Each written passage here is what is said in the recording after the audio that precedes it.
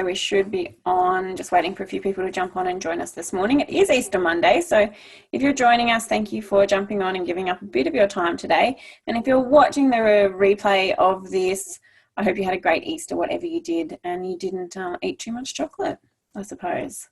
I think that maybe people did eat a lot of chocolate this Easter because we kind of just had to sit at home, didn't we? We weren't really doing much. And what else is there to do when we had a lovely little Easter bunny actually in our in the floor of our apartment block where we live, and the Easter bunny, whoever it was, left us a bag of Easter eggs. So that was a really nice treat to wake to yesterday morning.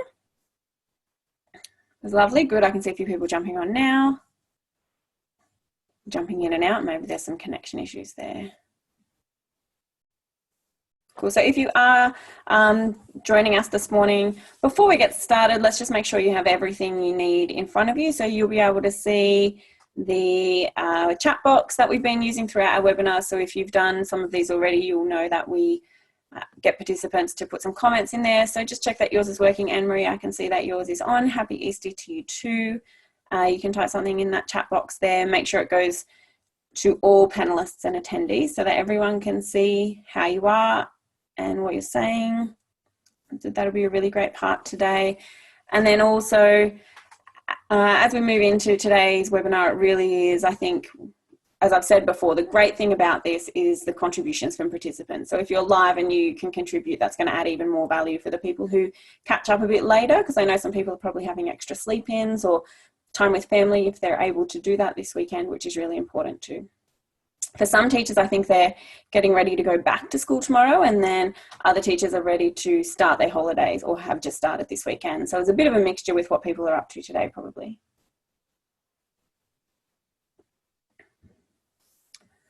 All right, with that in mind, I'm not going to keep you here too long today, but I am going to make sure you still have immense amounts of value added, and we're going to talk a little bit about student anxiety, but more take the practical lens of how we can help manage and navigate that moving, I will say, into an online space. I think when we initially put this together, we did plan for it to be more around moving into the classroom, but I mean, let's be honest, schools aren't going back to normal. We're not going back into classrooms in term 2. We're not going to be able to potentially know when that is happening or what it looks like. So instead, I'm going to take a bit of an approach that is about looking at student anxiety within what we're dealing with right now, because I think that's probably more relevant to you than just talking about student anxiety in a classroom, in a traditional classroom setting, because that is very far removed from what we have at the moment. You're starting back at school tomorrow.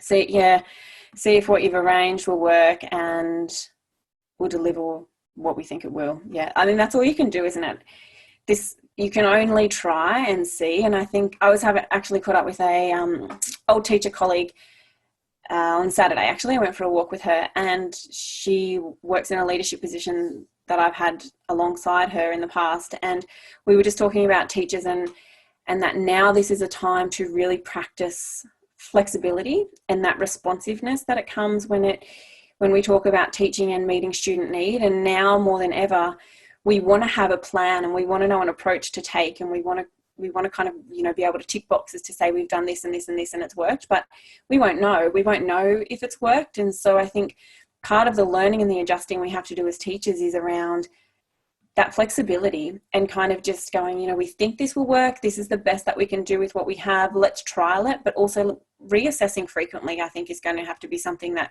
we're doing on a weekly basis around the time that we're putting in, the face-to-face time we're having with students, the work we're asking them to do in terms of that explicit face-to-face teaching time and also independent time, the role of parents in that situation, marking and feedback and what that looks like. And it's going to be such a time of learning for everyone, but that it comes back to that essence of control. I think as teachers, we really love our classrooms and knowing that they operate in a certain way and there's a structure that we can follow. And at the moment, whilst we have a little bit of certainty around knowing it's online, still knowing what that looks like in a whole is really tricky to navigate. So there is some learning there around being flexible as a teacher and what that looks like to be done, I think, in school spaces. And if that's something you haven't done, I would encourage you to go and look at that, with your staff. Even how are you helping them manage their anxiety around, is it working or not working? And having those weekly checkpoints and knowing it's okay if something doesn't work and you have to change it is really acceptable right now. I mean, it's always acceptable, but now even more so, which is a side note because that's, not what we're here to do. But anyway, it does fit under that anxiety banner, doesn't it? And I think it really helps in that same message to be able to communicate to our students that we don't know if it's going to work. We don't 100% know if everything's going to come together, but if we work together, then we have some element of success in that space, and all we can do is really try. And I think that will help them too, to know that there's no right or wrong right now. Lots of students are probably feeling like there are certain students who want to perform always for their teacher and do the absolute best they can, and at the moment they don't know what that looks like. So that would be a massive trigger for anxiety for them if that's something they experience. And we really have to be able to kind of help them know that we're all learning together, and it might not go the way we plan. And so I'm going to talk actually today about some of the ways we can help with that. There we go. That was a nice lead in, wasn't it? I didn't plan that, but it worked. And thank you too. I noticed some people have just jumped on, so thanks for jumping on this Easter Monday, and welcome. Hope you had a lovely weekend. Okay, so we all know what anxiety looks like for our students in our classrooms. We have all experienced, I was going to say teachers with anxiety, that's not quite what I meant, students with anxiety who, kids get anxiety for all kinds of reasons, don't they? I think just coming to school can be a massive trigger for anxiety in a classroom. Any change to routine, so having a relief teacher can be something that might trigger a moment of anxiety for students. Excursions, athletics carnivals, things that are out of the ordinary. Even a new student to a class can be something that might be difficult for some students to understand. Even just new seating plans, or new places where your students might have to sit, or changing the desks around can trigger massive amounts of uncertainty in students and kind of play on their anxiety levels. And so I think we really at times do underestimate how sensitive some students are to their learning environment and what's around them. And right now that environment looks drastically different. So I'd be really interested to know what kind of, if you're willing to play along today, what kind of things do you notice within students that might trigger some kind of anxiety issues, or maybe make them feel a little bit unsettled? If you want to drop that in the comment box, I'm going to keep talking because I just want to talk about this word anxiety for a minute before we really get into it. I think anxiety it definitely has its place, and it is an important word that we understand and start to use, but I also think it's a really normal feeling to have, and there is certainly a sense of hype around the word that we've tended to enhance in some way. But I think if you are a kindergarten or a year one student and you've never been to an athletics carnival before, and you're being told that you're going on a bus and you're going to have to go somewhere and sit in your house teams and not with your class group, and it might be a different teacher and not your teacher, and you're only going to be with some students from your class, you're going to be in an unknown area, it is normal to feel anxious about that, especially as a little person. It's normal to feel like you don't know what's going to happen, or it's unsettling for you. And so I think, if you're moving from year 6 to 7, it's pretty normal to feel anxious about that. You're going into the unknown. And there are certainly moments of time where I think students present with these anxious feelings and emotions, and it is absolutely normal. It doesn't mean there's anything wrong. It doesn't mean there's anything bad. It doesn't mean that it has to be really managed in a heightened kind of way. I think there are certain times where we can say to students, yeah, it is a time where you would be feeling anxious. What does that look like for you? Does it give you butterflies in your stomach? Does it make you feel a little bit sick? Does it make you feel like you want to cry? Or does it make you feel like you want to stay home because you're just scared? That's all normal. And now as we move into this online learning space, for students who maybe have those symptoms or are already starting to say they feel anxious, or in actual fact it's probably coming through their parents as well, it's normal, I think, right now. Even for us as adults and teachers, yeah, we feel anxious about that, or this situation. We feel anxious often. Anne-Marie, you just shared, you don't know how it's going to work. You don't know if the plan you have is going to come together, and that's an absolutely anxious feeling, but it's normal. It's okay to feel like that. We can't have certainty and feeling like it's going to be fantastic when we move into the unknown.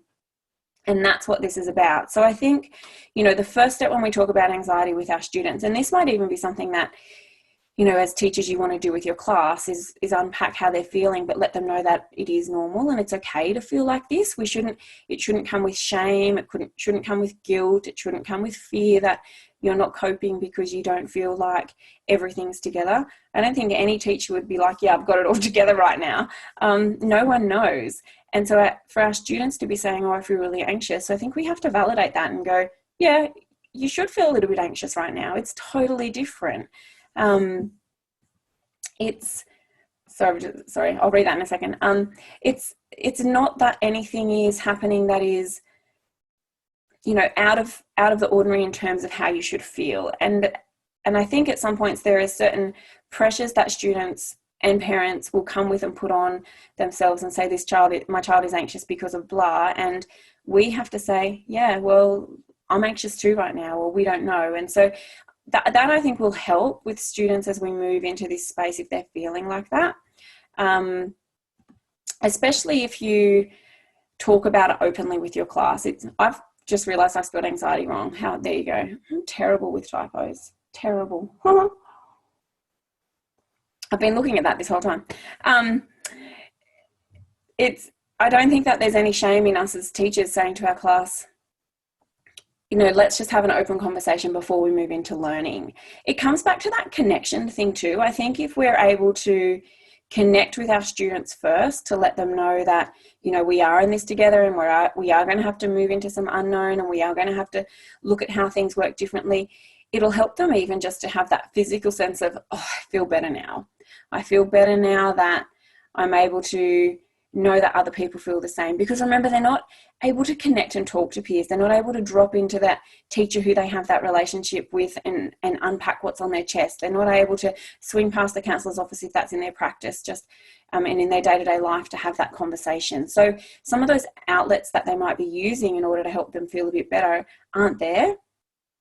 And so we've got to be able to kind of, I think, start with going back to that point of connection and then help them to, say it's okay here. Like, I feel like that too. It's really important.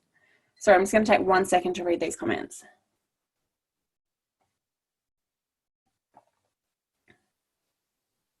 Yeah, seeing a spike in student and staff anxiety, yeah. Yeah. Yeah, that is exactly what I was talking about. So it's now delivered differently. So off-site, not face-to-face, without the chubba chops and the soft chairs, totally. Yeah. That's an interesting point. So there's a fine line between enough information and too much information. Coincidentally, I was listening to a check-ins with staff and students will be important and one-on-ones. Yeah, we'll talk about some strategies. Coincidentally, I was listening to a podcast this morning which happened to be talking about anxiety and overwhelm and different things. And I can't remember the lady's name. It is in a Brene Brown podcast, but she's unpacking someone else's theory. And it's talking about overfunctioning and underfunctioning humans when it comes to managing anxiety. So an overfunctioner, when you overfunction, once you find yourself in a place of anxiety, is to want to micromanage everything, have answers to everything, solve the problem instantly, action, control, take order, be in charge. It also links to roles in the family that you have, and also birth order is linked to this overfunctioning and underfunctioning personality types, which is really interesting. And so I think for teachers, we probably fall into that, some of us into that overfunctioning category where we want all the answers. We want to know what it is. We want to be able to do this. We want to have our list. We want to tick it off. We want to have control. And so students are like that too. For overfunctioning students, they probably demonstrate that, I would think, in a way where they ask lots of questions because they don't necessarily have the tools equipped to be able to have the answers themselves or take control or micromanage. They just don't have that in their capacity. So they're the ones that show up and ask lots and lots of questions. And then we have underfunctioning people when it comes to dealing with anxiety. And so underfunctioners tend to withdraw and pull back and want someone else to fix it. And they tend to be the people that you worry about. They tend to be the people that you gossip about, or that are, the ones that kind of cause a little bit of pain around it because you feel like they're not doing anything. And so really there are two spectrums when it comes to finding yourself in this position of anxiety, that over-functioning and under-functioning role. And so that might be interesting and useful for you to have a look at when it comes to dealing with staff and students and parents as well. So remember, your over-functioning anxiety people will want to micromanage, to know all the answers and to be able to take control back. And your under-functioning will just almost fall into a place where they need rescuing and they look for someone else to do it. And I think I can think of students and people and teachers that fall into each of those categories. And it's not because one is trying to do everything and one just isn't bothered. It's simply how they manage those anxious feelings differently. And I think an under-functioner in a student is probably that student that, you know, in the classroom wanders around or isn't able to engage in anything, or, you know, you might refer to them as they just don't have any motivation, when in actual fact they've probably got a high sense of anxiety around it. And so their strategy is to wander and do nothing because they wait for someone to rescue them. So that was something that I was listening to this morning. I wonder if really quickly I can just find that for you. I will find it. I'll get it to you. About that under-functioning and over-functioning and anxiety. Is really interesting stuff. All right, let's move on. So making the unknown known. I think one of the easiest ways when we talk about anxiety is to understand that it comes from not knowing. It comes from not knowing what's going on or what's going to happen, and then trying to manage that. So as I was talking about with that overfunctioner, when they don't know, they take control of what they can. And that is those teachers at the moment who are planning, I know this is about students and for some reason I'm talking about teachers, so I hope that's helpful, but planning extra lessons and going above and beyond and doing heaps and heaps. And it's the students who are asking questions and trying to get really organised and finishing their day's worth of work by midday and wanting more. And that's trying to help them manage and know if they're doing the right thing and have they got everything sorted. And then, you know, for some of those under-functioners, they just don't know what to do, or their students aren't doing anything because they don't know how to cope with that. So our job and our role in this space to help manage this anxiety level for our students is to provide them with a map. It's about providing them with a path where they know how to get from A to B, or first of all, what is A and what is B. It was really easy in a classroom to know the morning routine. You would have that established by now, what to do when you come into a classroom, where you put your pencil case, where you put your water bottle, where you put your bag, where you sit, if you sit on the floor, if you sit at a desk, who you sit next to, or if you get to choose that. Our students knew all of that, whether they were in primary school or secondary school going from class to class. They know what each teacher likes, and they know what that looks like when they come into a classroom, and they know whether they are working on, you know, reading and then writing and then it's break time, or if they have a science lesson and then a PE lesson, or whatever that might look like. They know A to B, and they're able to navigate that pretty well. They know now what each teacher is like and what their learning style is like and how to respond to that. They've learned all those things, and so that meant that any anxiety that they might have had to begin with has probably reduced over the first term, because they were able to know those teachers and their styles and what was expected of them. Now it's completely different. They don't even know what A is yet. They don't even really know when, because let's be honest, the last term, whilst most of us were delivering online learning in some platform, it probably wasn't as polished as we would have liked it to have been, because we were still trying to find our feet and navigate it. And so now we've had holidays, or have holidays coming up, to be able to put that together. We're going to be more clear about what that looks like, but have we communicated that to our students yet? Do they know? Or are we just going to step on day one, open up whatever platform it is you're using and go, here it is, kids, let's get on with it? I think one of the things that's going to be really valuable when it comes to making the unknown known for our kids is going back to, you know, this is what a learner looks like. So what did a learner look like in our classroom? And what does a learner look like when they show up here? We have to go back to some of those basics that you would use when you set up your classroom at the start of the year.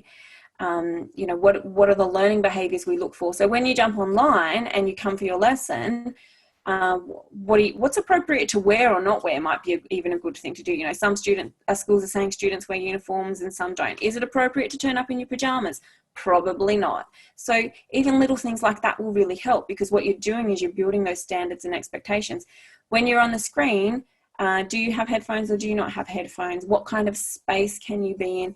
When you're sitting up learning, what does it look like when you're learning? Is it like this, or are you slumped back in your chair? Probably don't want to be doing this because body language says you're not engaged. So even those little things will really help with students to know just how they show up.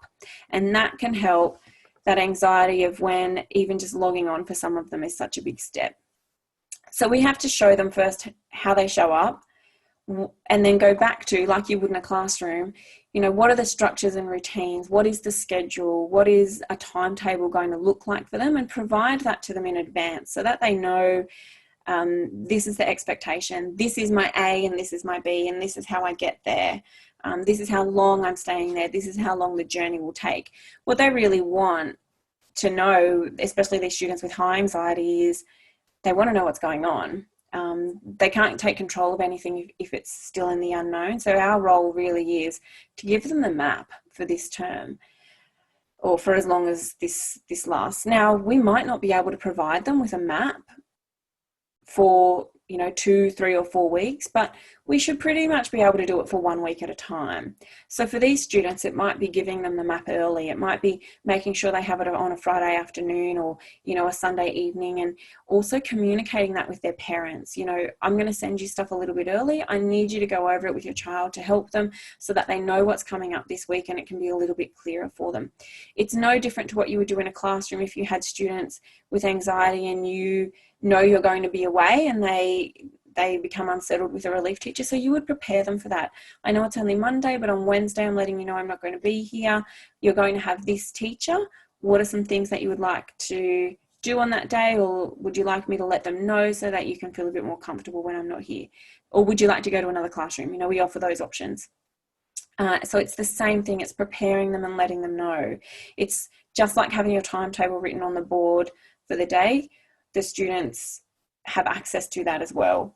So if you have some students who are really struggling with having anxiety right now around where they're going, what do you need to give them? What is the map? Everything you know in some way would really benefit them to know as well. So that's our biggest role. I think that's our job. The other role here is about, you know, keeping it familiar. We want that consistency from school to home to overlay as best as possible. And yes, that comes down to ensuring students are informed about what's happening and what's expected of them. What does learning behaviours look like? What does online learn look like when it's submitted or completed? You know, still sticking with high quality learning. What does that look like though, even though it's a little bit different? All of those things. But when it goes from moving school to home, I think there's some real value in keeping some things familiar. So I'm just going to have a drink. So there are going to be some things in the home environment that you just cannot control, you know, like where a student is learning, what their desk space looks like, if someone's going to be around to help them all the time. We've got to remember our parents are working as well, which adds another layer of complexity. But what we can do is think, you know, I was thinking some of the students that I've had over time who have been really anxious have had things in the classroom that they've used to help calm them down or provide them comfort. And so what if you know a child has like a fidget toy that they like? Or what if you know a child who has to have a certain coloured pen to write with all the time? Or what if you have a child in your class who has a weight blanket to help them sit so they're not so fidgety when they're sitting around? Or what if you know a child who works better with a timer? What is stopping us from giving those resources to them, or saying to the parent, you know what, at school we use a timer, so that child would really benefit from having one. At school, I know that they can be quite fidgety, so I have a bucket of, you know, I've got 10 different things in there that they can use to fiddle with while I'm talking. Can you make sure that that student has that when they come into our online learning, because it'll help them to concentrate? So if you have any tools or things that you use that you have helped to manage anxiety for those students in the past, I think we need to be somehow keeping that familiar strategy going when they're at home. So that is about working with families, that is about connecting with parents, that is about going, there are times when so-and-so I really have to, like when I think about it, I kind of move them away from other people, or I have to be really conscious about who they're sitting with because they just become distracted. So I'm going to have a conversation with their parents about just asking if they can loiter in the background to make sure that they are paying attention. So there does have to be, I think there has to be a bit of work here around from our end on, who are those students who maybe become a bit anxious when it comes to learning, who might not be able to sit and listen, or might prefer to wander around, or might become disengaged because they're not sure what to do. And so our role becomes about, well, how can we keep that learning familiar so that we reduce the stress? Remember that anxiety and stress can look completely different. So it can be those kids who have work avoidance strategies.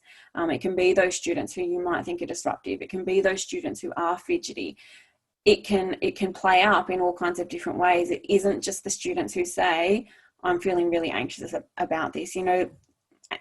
This idea of anxiety is really a new word that we're seeing lots of students use, and not all of them have the ability to be able to be, it's a really high skill, isn't it, to be that self-aware that you can language that's how you feel. So start to look for how else might it be playing up in those students who maybe have even gone unnoticed before in your classroom when you're thinking about this. And it's just about keeping it familiar so that we don't, for some of those students who might have some low-level behaviors that could potentially be linked to anxiety, we don't want to be going, you know what, I think this child has had anxiety and that's why they've been work avoiding. We don't want to start labeling or anything like that. But it's about going, how can I just make sure that every child is comfortable, is really what I'm saying here. We want to keep that love of learning going, and we want to keep students feeling like that they are still connected to school. And so I think for some of them, they're going to need to have those things that make learning familiar for them, and those triggers for learning somehow at home with them, whether you can drop it off or talk to their parents about getting something, or just sharing some of those little strategies you would use in the classroom so that at home those students can do the same. If you have students who you have conversations with like this already, and they know that they have, you can say to them, oh, I noticed that you're feeling a bit unsettled right now. Would you like to go and choose one of your things that helps calm you down, or whatever that might be? You can have a conversation with them to say, is there something at home you can use, or what could we do? Do you need something from me to be able to give that to you? So if you have that conversation and that dialogue with those students, that's probably a really great thing to start to leverage as well. I go back to your point about Chupa Chups and soft cushions there, Anne-Marie, and what is there anything stopping us from going to those students and dropping off a bag of Chupa Chups on their doorstep, or leaving something like that behind? Or if they have a favorite cushion in your office that that would just really help them, is there anything from stopping us dropping that off to them so they have access to that? I don't know, that's just kind of popped into my head then, but I think this is really about thinking, how can we ensure that that connection is still there? It is those little physical things that students look at that go, you know what, I'm safe right now. I've got that. That's with me. That reminds me of that. Was that useful? Did that make sense? I know I went off on a bit of a tangent then about maybe some students who don't necessarily present with anxiety, but it's important to, I think, consider all of those behaviours that might be popping up that could be linked to that. We don't want to certainly have an escalation in this with some of those students who have been subtly on your radar anyway.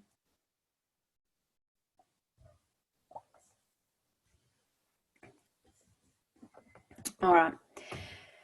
I think one of the key messages too probably coming through is that it's about reducing that pressure. So we don't want students to be feeling like they have to get it all done if they're not coping. I was having a conversation with my sister on the weekend. She's got a child in kindergarten, and she was saying, I just can't get him to do any work. Like, he'll do his home reader, but then if it comes to doing anything else, he just becomes really stressed and he's crying. And I've said to her, you know what, don't do it. It's okay not to do it.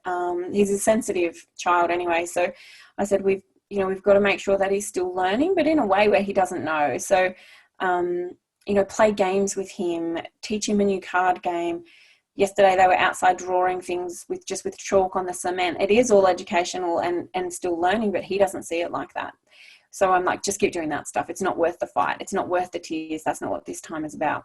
And so I think that's what we've got to be doing. You know, if we're finding students who are really feeling the pressure of this and it's becoming a battle for them, then we've got to start asking, well, what's really important right now, and what can we do to kind of help them still be successful in learning, but also successful within themselves. And I think we've got to be really careful here, because we certainly know students in the classroom, for example, if you provide them with the opportunity to, you know, when you're working out strategies with students, when you're feeling stressed, you can go and bounce a ball outside the window for 5 minutes, or put your headphones on and listen to one song, and one song can turn into 10 very quickly. Or, pardon me, you know, like bouncing a ball outside your window for 5 minutes can turn into 5 minutes 3 times in a lesson. I mean, students will do that, won't they? So we've got to be watching and mindful that it's not becoming almost like an additional work avoidance strategy too. It's about knowing that it's a check out, but check in is just important. So how do we check back into? And if we're walking away from something at the moment because it's becoming too much, what do we need to do to ensure we can come back as quickly and successfully as possible? So in some ways that might be about providing alternatives when it comes to whatever the learning is. And I acknowledge that's going to be more difficult than it is in the classroom, but again, it's about maybe having that conversation with that student if they're able to connect with that, or maybe it's about having a conversation with a parent around, you know, this is coming up and I know that they might find it difficult. All I ask is that you just do these 3 things and keep it really short and simple for them. We want to make sure that there is more success in this and more celebration than there is pain. So it is about modifying those tasks for those students, but then incrementally building up over time. We don't want to lower the bar or lower the expectation at all. We want to keep it manageable. We want to keep it just outside in that Goldilocks zone of where it's just right. It's a little bit uncomfortable, but it's still a little bit in their success zone where they feel like they can do it as well. We want to keep it in that just right zone. And so we have to say to our students, we know it's going to be a little bit hard and tricky, but we know that you can do it as well. And we know that if you really work and you really focus, we can make this happen. And here are some alternatives as well. If you're finding like it's just too much, I think that it's really important. We know that we let them know that it's not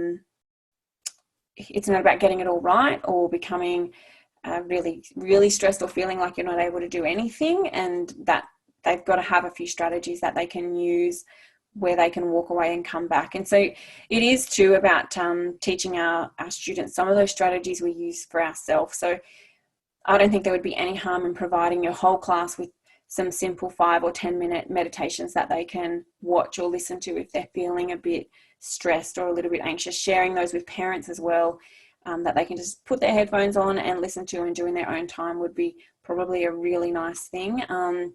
Coming back to talking about what they have been really successful at or what they're grateful for, you know, the science behind gratitude really is a real thing. So it's important that we encourage our students to look for things that make them happy, that make them feel good, that they can use to connect with others as well. That's going to be really important for them. So I would be building in those class gratitude times or even class meditations as a whole to help everyone. Part of the shift in practice is going to have to be around teaching our students how to learn online. And so some of the strategies around reducing the pressure for them are going to be coming back to those self-care methods that often we talk to teachers about doing too, but also it's a really important time for our students to do that. Breathing is going to be key. So Simon's talked a few times now about box breathing, which is really important. And even just simple things like 10 breaths in or 10 breaths out, or you can do alternate nostril breathing. There's another great technique for students to try. Just to doing anything like that you can for a few cycles or a few minutes is another way to help them just see calm. And, you know, it can be a great... Oh, someone's internet's out. I hope it's back in it. It can be a great way to just even start a lesson with students to get them in the right mind frame or the right zone. I think it's probably important to recognize that some students might be feeling a bit flustered or panicked when they get onto an online platform, if they haven't been able to log on, or they're sharing devices and they've got to wait for one sibling to the next, or something wasn't charged and they're rushing. And so often they'll just get here just in time. So how can we reduce the pressure at the start as well? You know, checking in with some gratitude, practicing some breathing together, doing a few minutes of meditation it's showing them that those things are really helpful when it comes to feeling stressed and anxious, that they're really easy to do and they help to kind of bring you back down to center. So they're going to be some things that are really important when it comes to reducing the pressure. And I think the last thing is, how are our students staying connected? So often these students who we already know have high anxiety have great relationships with maybe the school counsellor or psychologist that they talk to frequently, their class teacher, definitely normally a past class teacher, one they have connected with quite well is someone who they still might pop in and see frequently. There are some students who even just love the friendly face of the lady at the front office who provides them with a Band-Aid nearly every break time because they managed to do something. Even when there's nothing there, a magic Band-Aid fixes everything. And so sometimes it's not about the magic Band-Aid, but it's about the smile and the connection from the lovely lady in the office who is doing that for them, whoever that might be, who does your first aid. You know, students make connections with people we mightn't even realize for reasons we don't even understand, but they become their friendly faces. And so I think for students who we know have anxiety like this already, it's really important they stay connected with their class teacher. But I would be asking, you know, what other people can they connect with so that teacher doesn't feel like it's really onerous on them all the time. Of course, it's always on their radar, but how can they use other people? So, you know, can we set up for those students who are frequent flyers in the front office at break time for a little bit of first aid? Can we use some of our lovely people in the front office to, you know, touch base with them face to face? Can we use our librarian if the library is their safe haven? Can we use the librarian to connect with them face to face as well, just to have a conversation about a book they're reading? You know, where are these familiar faces that they have? I've been in schools where the person who does building maintenance will form a relationship with, usually it is the boys, so I will say with some of the boys, and they might help him do odd jobs every now and then. So can we use that person to connect him with these people as well who might need a little bit more face-to-face and connection time? So I think having a few different points and ways that these students can stay connected is going to be really important to help them kind of manage that anxiety. So it can be through an email, it can be through a video that you make them, it can be through even just a voice clip.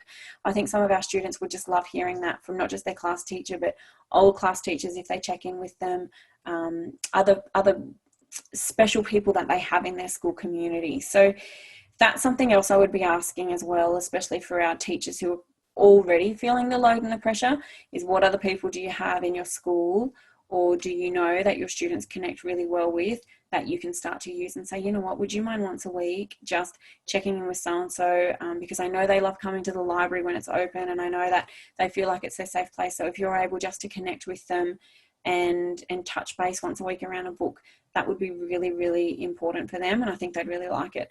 I mean, no one's going to say no to that. So let's think about how else we can use other great bodies in our school too to help those students who might be feeling a little bit of disconnect from the school environment, when for so many of them it is their routine and regular and it's what they know so well, and it especially helps those students who do suffer from quite high anxiety to reduce that and building that routine. So I think that's something you probably want to think about as well. I think that that's all I had for you today. I don't think I had anything. Oh, we've got a little quote to finish with. Anxiety happens when you think you have to figure out everything all at once. Breathe, you're strong, you got this, take it day by day. I think that is really important for us all right now. Gosh, we don't know what's happening from one day to the next at all. So this is something that I think really your students would appreciate. We don't have to know all the answers right now. We don't have to be able to figure everything out. And for those students who are feeling like they don't know, I think one day at a time, or like I talked about, at the beginning those 1 week at a time frameworks that you can provide them with, those expectations and guidelines. You know what, this is all we have to do this week. This is all I want you to do. Come to these live events with me, connect with these 2 other people in our school. So-and-so is going to check in with you and talk to you about that book you're reading or whatever it might be. And then you're going to do these 2 pieces of work at a time when you feel like you can do them on your own. And then that's it. For them, that's going to be like, okay, that's what I have to focus on. That's where I can put my energy, rather than trying to be that over functioner of what am I going to do? Where am I going to go? Where am I going to take it? Am I doing it right? What about this and what about that? And have I done enough? Which is going to be really important for them. Sorry, that's just a question. How to manage all of their staff who want it all right now, those over functioning ones. So Anne-Marie, did you want me to just talk about that a little bit? Is that a question? Or is that in relation to the quote, which I think is probably really useful? Yeah. So I think when it comes to, I think those staff who want all the answers are those those over-functioning staff, over-functioning personalities. So they feel like they've lost complete control. That's just it. Yeah, they have. First, meet them where they're at. Yeah, they have. And that's how they're feeling. We don't have all the answers. And so being really open and honest and saying, look, I know how you feel. I know you're used to having this, this, and this in place, and we can't do that right now. What we can do is focus on what we can control. And what we can control right now is how we're going to set up our day, one day at a time. I would think, for those who want all of the answers right now, talk to them about managing their expectations around their time frames that they're using. So all we can really do is take this week by week. So let's just look at the first week, potentially a fortnight if you feel like you're confident in being able to do that. So maybe a fortnight worth of learning and what that looks like for your classroom and where you can control that, but then 1 week at a time.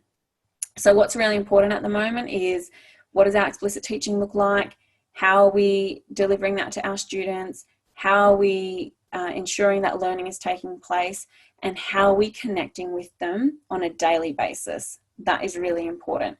So it comes back to even those simple things of, have you got a routine in place? Have you got structure? Have you got those systems that are going to help you be able to do different things? Have you really openly communicated and shared that down with your students in your class and the people in your household and your team, so that they know what to expect as well?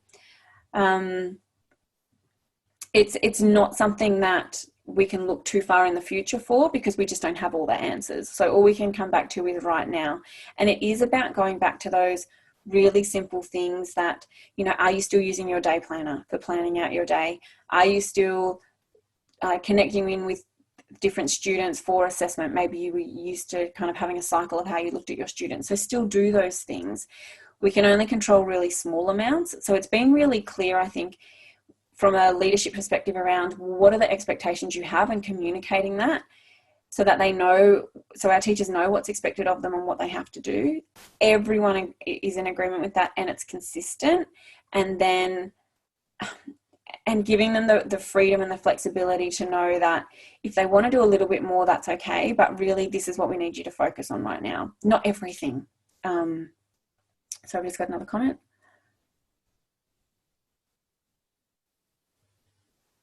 Yeah, that's a really good point. So I did briefly touch on this. I can unpack this a little bit more. So teachers explicitly setting the scene with parents and carers to promote the beginning steps toward high functioning homes to support learning. Yeah. So often, and I think we see this more in little people than big people sometimes, is that the perception of a student or a child having anxiety is highly driven through, and I am completely generalizing, so please just take this as you will, through parents, because they are better at articulating that. So one of the things, again, in this podcast, very timely, that I was listening to this morning, is the research that they have done around anxiety is that they have found that it's highly, highly contagious. And often it doesn't come back to one person. It comes back down to a group and a collective. So I think teachers are a great example of this. Everything can kind of be, say, working really smoothly, and you might be working on something, and teachers are better at talking outside the meeting than they are in the meeting often, like those corridor conversations. And rather than having a conversation up front, it tends to get bottled in because no one really wants to say it. And then all of a sudden, someone can't keep it in anymore. Their anxiety is too high. It's too much pressure for them, and it kind of explodes out. And then one person starts venting and is, but what about this? And I don't know about this. And I really don't like this. And I'm uncomfortable with this. Everyone starts to do that. And then you can, as a school leader, you might find yourself going, or a colleague who was unaware, find yourself going, whoa, where did that come from? So it's highly contagious. And then what happens is we have group anxiety, and that's really hard to break, which I think is also a reflection of what we're seeing right now with the COVID-19 situation, is that it's group anxiety that we're seeing spread. Just the toilet paper example is a great model of how group anxiety can spread really fast. People seem to lose all logical reasoning and rational thought around that. So when it comes to working with parents around that, if they're feeling anxious around what's happening and they're communicating that to their child, it's going to feed off each other because it's that contagious anxiety stuff. So I think teachers need to be really clear and communicate with those parents around, these are our expectations for your child.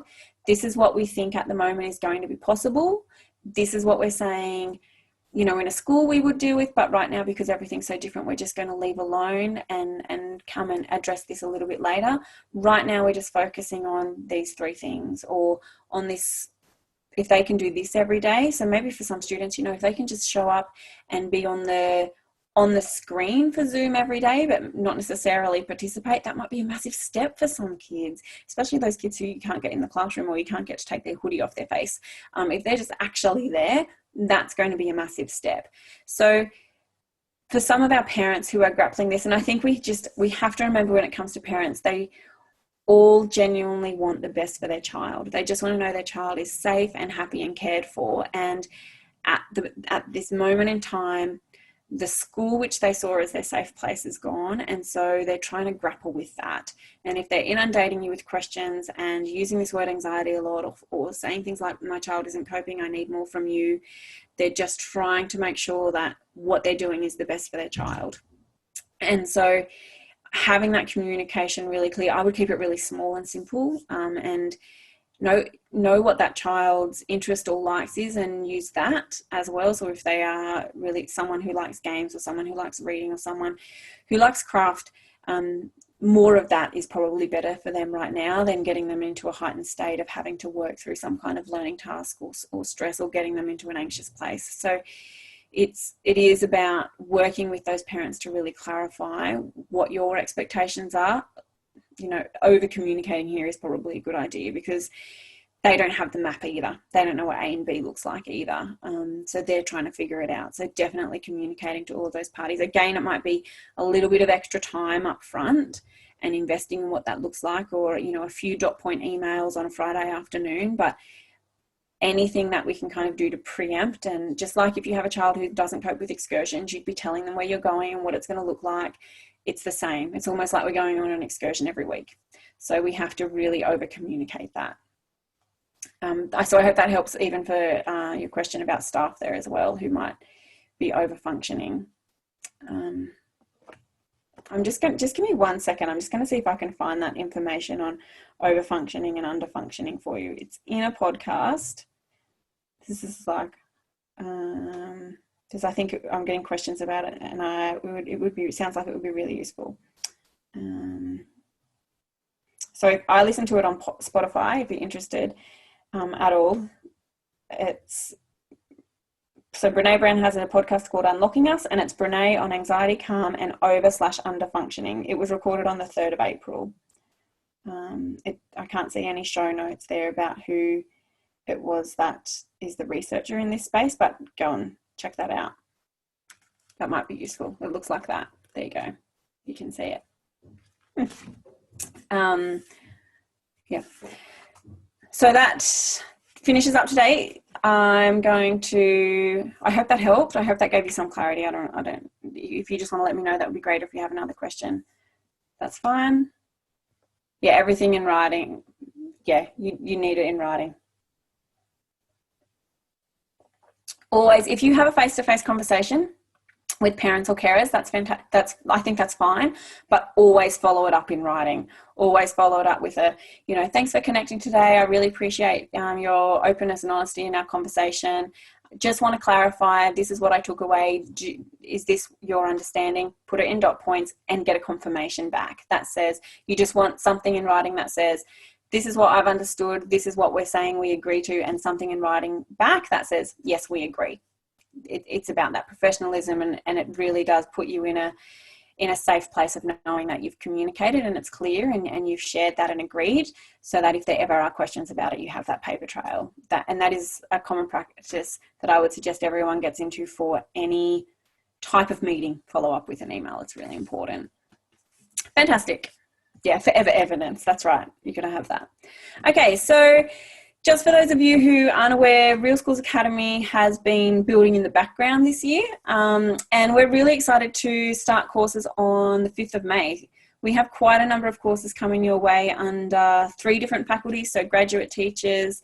For those of you in your first year who are probably thinking, oh my God, what's going on right now? There's some courses in there that I know will help you. Establishing faculty for those who are beyond their first year of teaching, and then those who might be jumping into or interested in leadership in our leadership faculty. So head over to the Real Schools Academy website or the Facebook page to find out some information, and we'll have some things coming your way really soon about how you can find out a little bit more about Academy and what it has to offer. But if you found these webinars really useful, I think that the Academy certainly does mirror some of the things that I've been talking about. So that will be coming your way. Keep an eye out and jump on the website as well for our prospectus and things.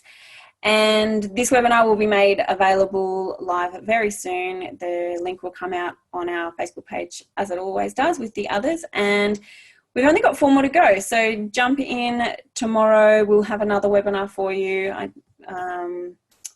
So who's joining us tomorrow? Adam's joining us tomorrow with strategic adjustments. So examining how schools' strategic plans will be impacted by coronavirus. So a big but important topic right there. And we'll all see you tomorrow at 10 a.m. Otherwise, you know how to contact us and find us. Have a great Easter Monday. I'll see you later. I like how I said I was going to keep this short to half an hour and it's 10:52. But anyway, there we go. Have a wonderful afternoon.